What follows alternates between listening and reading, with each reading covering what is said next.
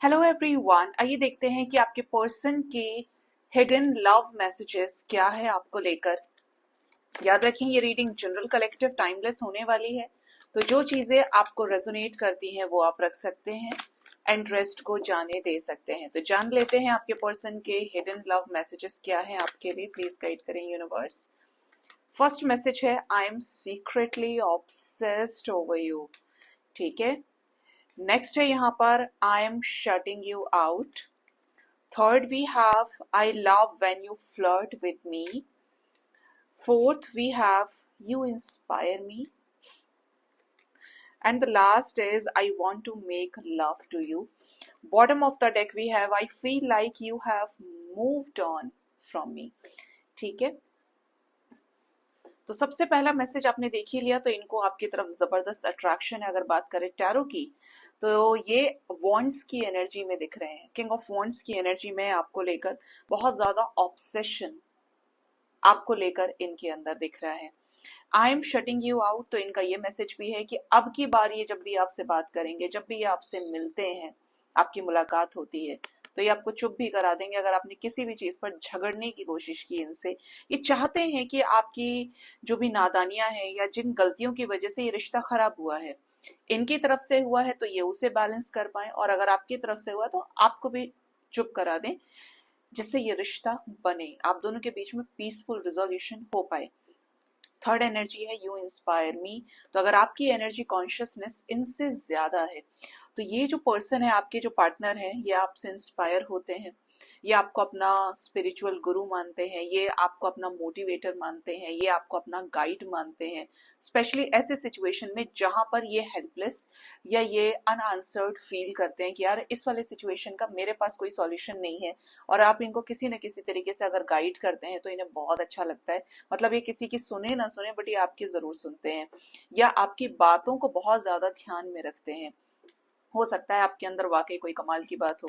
Next है यहाँ पर, आई love when you flirt with मी। तो इन्हें बहुत अच्छा लगता है जब आप इनकी तारीफ करते हैं, इनको अटेंशन देते हैं, इनके साथ फ्लर्ट करने की कोशिश करते हैं। अब ये फ्लर्ट किसी भी सेंस में हो सकता है, चाहे आप रोमांटिक बात कर रहे हैं या इनका ध्यान अपनी तरफ आकर्षित करने की कोशिश कर रहे हैं।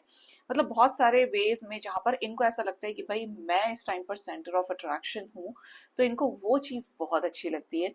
नेक्स्ट है, I want to make love to you. तो ये आपको प्यार करना चाहते हैं, चाहे वो बातों के जरिए, चाहे वो टच से, फीलिंग से, चाहे आपको गिफ्ट्स देकर, बट प्यार जाहिर करना चाहते हैं आपसे, जिस भी तरीके से ये कर सकते हैं। नेक्स्ट है, I feel like you have moved on from me. अगर अब आप इनको अटेंशन नहीं दे रहे हैं, अब आपके बीच में बातचीत नहीं होती और आपने अपना कोल्ड बिहेवियर मेंटेन कर लिया है, तो आपके पर्सन का मैसेज ये भी है, इनका हिडन मैसेज है आपके लिए, जैसे ये दूर से आपको लेकर सोच रहे हैं कि ऐसा तो नहीं कि आपने मूव ऑन कर लिया इनसे, अब आप ये रिश्ता नहीं चाहते। I need you to need me like I need you. ये चाहते हैं कि आपको भी इनकी ऐसे ही जरूरत महसूस हो, ऐसी ही नीड फील हो जितनी नीड इन्हें आपकी फील होती है, कि इन्हें तो आपकी बहुत जरूरत है, और अगर आप किसी भी वजह से मूव ऑन करने की कोशिश कर रहे हैं, या ये आपको जलाना चाहते हैं, आपको परेशान करना चाहते हैं कि फील करो कि मुझे कैसा लगता है तुम्हारे बिना, या मैं किस एनर्जी में चला जाता हूँ या चली जाती हूँ, बिल्कुल ऐसे ही जैसे मेरी हालत होती है। तो ये कहीं ना कहीं आपको फील कराना चाहते हैं अपनी नीड को। I want to prove my love to you through actions. तो अभी तक जुमलेबाजी बहुत हो गई, बहुत तारीफें हो गई, बहुत बातें हो गई। अब आपके पर्सन का मैसेज है कि मैं अपने प्यार को एक्शंस के जरिए प्रूव करना चाहता हूँ। मतलब अब मुझे कुछ ऐसे एक्शंस लेने हैं जिससे हमारा रिश्ता नेक्स्ट लेवल पर जाए, और इस रिश्ते में जिस चीज की कमी शुरू से रही, उस चीज को अब पूरा किया जाए। ठीक है, ये आपके पर्सन का मैसेज है। नेक्स्ट है यहाँ पर, I appreciate the lessons you taught me. अगर आप इनसे दूर है, तो इनका मैसेज ये है कि इस टाइम फ्रेम के अंदर, सेपरेशन के फेज के अंदर, आपने इनको बहुत कुछ सिखाया है। कुछ चीजें देखिए आप बोलकर बताने की कोशिश करते हैं, लेकिन असली लेसन ये है कि आपकी गैर मौजूदगी में सामने वाला आपको मिस करे, आपकी इम्पोर्टेंस जो आप उसे देते थे वो याद आए, आपके एफर्ट्स याद आए, और आपने जो खुददारी रिश्ते में निभाई है, जो ईमानदारी रखी है, उन चीजों को सामने वाला कद्र के रूप में महसूस करे। उसे ये पता चले, अगर उसने आपके साथ इनजस्टिस किया है, कि ये मेरे लिए अवेलेबल था, मैंने ही अपनी तरफ से गलती की। तो आपने इनको बहुत सारे लेसन्स दिए हैं, और जो नहीं दे पा रहे हैं, सिखाना नहीं है, अपने आप को बैलेंस कर लीजिए। ये उसी एनर्जी में है कि ये उस वाइब्रेशन में आ गए हैं कि आपने इन्हें बहुत कुछ सिखा दिया है। I see why everything happened the way it did. देखिए, अगर इनकी स्टार्टिंग से कुछ कमी रही है आपके साथ रिश्ते में, तो अब ये चीजों को देख पा रहे हैं, समझ पा रहे हैं। जैसे बोलते हैं ना कि जब मैंने स्टार्टिंग में उससे ये बात करी नहीं, तो फिर ये चीज आगे ही नहीं जा सकती थी। अगर मैं ये बात कहता या कहती तो ऐसा हो जाता। तो जो चीजें शुरू से हुई, बाद में जाकर उन्होंने उसी तरीके से रूप ले लिया अपना, चाहे वो इस कनेक्शन का खत्म होना रहा, ब्रेकअप, या ये इस रिश्ते में स्टैंड नहीं ले पाए, या आपकी इनसे शादी नहीं हो पाई, या अभी तक भी आपका पैचअप नहीं हो पाया। तो कुछ बड़े कारण स्टार्टिंग से, डे वन से बनते आए हैं। नेक्स्ट है, I have told my friends about you.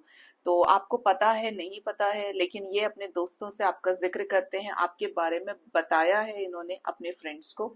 Sometimes I wish I never met you. जब ये बहुत दुखी हो जाते हैं, बहुत याद करते हैं आपको, या अंदर ही अंदर स्ट्रगल फेस करते हैं अपने इमोशंस को लेकर, तो इनका मैसेज है कि काश मैं तुमसे कभी मिला ही ना होता, या मिली ही ना होती, तो कम से कम मुझे तुम्हारी इतनी याद नहीं आती, या मेरे लाइफ में ये सारा मेस क्रिएट नहीं होता, या हम दुख नहीं उठा रहे होते।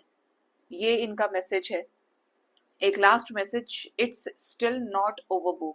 तो इनकी तरफ से तो अभी तक चीजें ओवर नहीं हुई हैं, ये अपनी तरफ से मूव ऑन आपसे नहीं कर पाए हैं, और ये चाहते हैं कि चीजें फिर से शुरू हो, या आपको रीच आउट करें, या अगर आपने इनको ब्लॉक किया है तो आप इनको रीच आउट करें। मोर ओवर, आप दोनों को ही इस रिश्ते में बहुत कुछ समझने की जरूरत है। अगर आप चाहते हैं वाकई में कि आपका रिश्ता उस तरीके से बैलेंस हो, तो समझिए, प्यार रिश्ते बहुत प्रेम के साथ सींचते हैं, छोटे बच्चे के जैसे होते हैं। जितना भी टाइम आपके लव रिलेशनशिप में हुआ है, 6 महीने हुए हैं, 1 साल हुआ है, 4 साल हुए हैं, 10 साल हुए हैं, आपने एक चीज देखी होगी, बिल्कुल बच्चा जैसे पैदा होता है, ये जमीन में एक बीज आप गाड़ते हैं, उसको रोज पानी देंगे, उसके अंदर खाद डालेंगे, करते करते वो एक वृक्ष बनता है।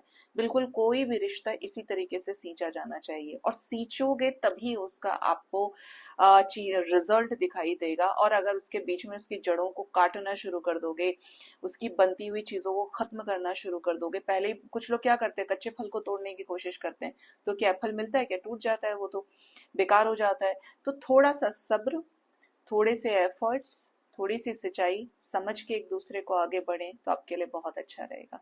सो गाइज, ये थी रीडिंग, अपना ख्याल रखिए। Thank you so much, bye bye, take care, Har Har Mahadev.